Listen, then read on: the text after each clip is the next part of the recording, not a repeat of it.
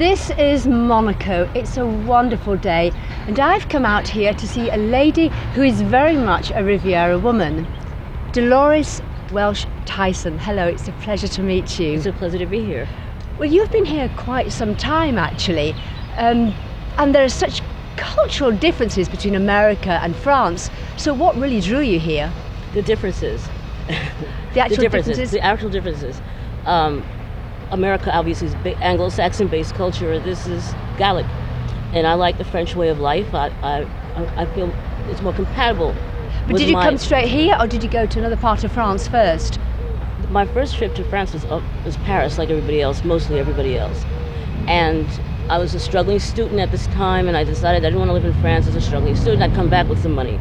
So I went back home, worked, went to school, and eventually got back to France. And I was visiting a friend who had a gallery in Antibes years ago. And I, at that time, had an art gallery in New York. And so we were discussing exchanging some things. So I got a hotel in Nice. It was the first time I'd ever been to Nice. And to see her in Antibes, I fell in love instantly. I don't know, it was a coup de foudre. Captivating, isn't it? It was unbelievable. I'd never fallen in love with a place before. Brilliant. It was Nice. So I just kept coming back for longer stretches of time until my husband could retire and we could move here. That's excellent. So that's because you are most definitely an artist in so many ways. You're a painter and you're a writer. But what inspires your style? Because your paintings, for example, are so graphic, so passionate. I really don't know. It's I think that my writing and my painting are pretty much the same. In some ways, they're almost caricatures. They're exaggerations, satire. Yes. And colorful. Yes, they're very colourful. But it's there. It's just there. You know, it's nothing inspired it. It evolved. That's how I painted. That's how I paint. That's wonderful.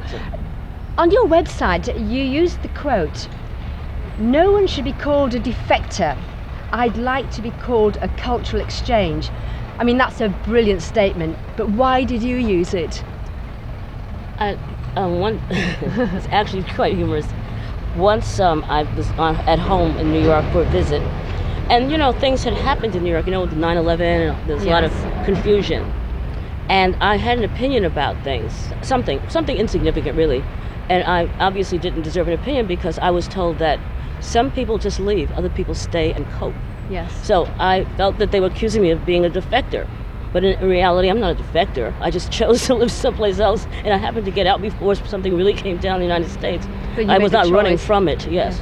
Well, you had the experience as well, having been here before. Mm-hmm. And moving on to your writing, how did you come to write that first book? And it's called Ginger Snap.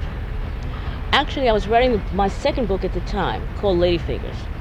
But I was in the middle of that book. I happened to be here, and I was staying in Nice for a short period working on this book, and a girlfriend called me up from New York, and she said, "Delorys, have you heard about Oprah?" And I said, "No, why would I hear about Oprah? I don't get Oprah here." And she said, "You haven't read in the papers?" I said, "Well, what happened? Please tell me."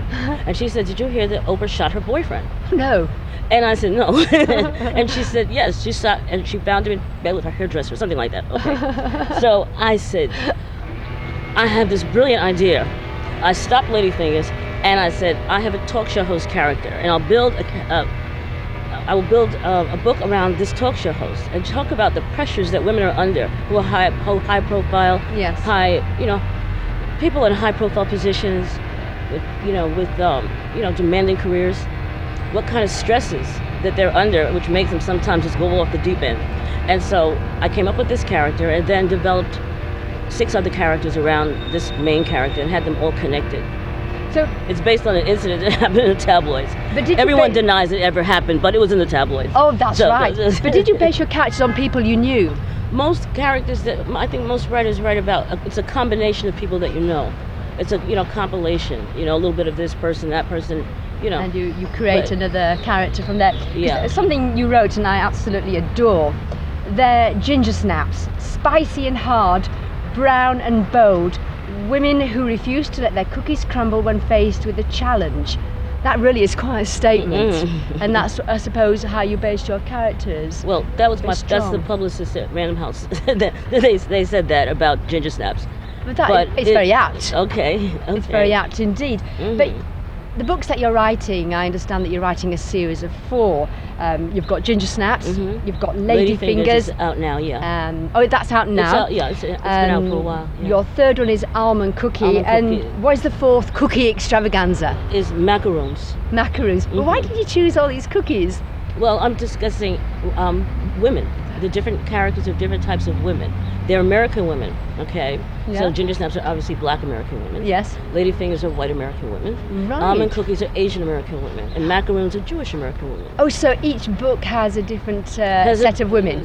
Yeah, but but they're all connected. They're still connected. They're sequels because they're connected by to a central character. Fantastic. So after you've written the final book, Macaroons, what are your plans? I'll continue to write and paint. I'll probably start concentrating more on painting for a while because I'll need a rest from these words. But I have other books. I mean, I have a screenplay that I'm working on that I'm trying to finish up called Bloodlines. And also, I'm going to be writing Tales from Abroad. It's a series of short stories about living abroad.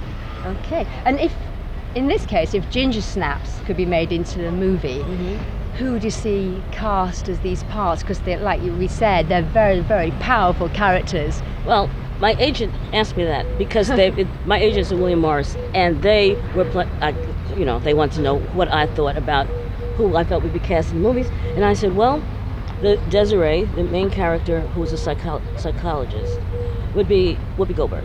Fantastic, absolutely iconic. And her husband would be, what is his name? Not Robin Williams, Billy Crystal. Billy Crystal. Okay. Yeah. The talk show host would be Angela Bassett. I think, who else is in the story? Someone else would be Vanessa Williams. There was Queen Latifah would be the ex-nun. Oh, wonderful. It's a contradiction. And Jack Nicholson would be the ex-priest. Right. So these are strong characters. So that's that's basically, I think I had a little Jada Pinkett somewhere in there too. But that's basically, so Whoopi Goldberg would be, Angela Bassett would be the stars. That is something I would really like to see. But moving slightly away from your art and your writing, what's your general views on women in politics? Do you think that women do enough? I think women have done some extraordinary things in the last 20 years, 30 years of politics. I think it's been absolutely extraordinary. I'm very proud of us because people are up against, this is part of what I'm writing about in my work, the kind of stresses that women have been under when trying to achieve equality in the world. Apparently, Yes. Most of my experience was with American women, but obviously in the world, I think that American women have done a lot. So women should believe in themselves and definitely make a stand. They should definitely make a stand and try and discover what their talents are, because we all have something that someone else would like to share or would like to buy. I think we all have that. Well, you have certainly made a stand through your books and through your art. And I would like to thank Delorys Welch-Tyson for spending time with the Riviera Woman. Thank you, Delorys. Thank you. You're welcome. Fascinating. Thank you. It was fun.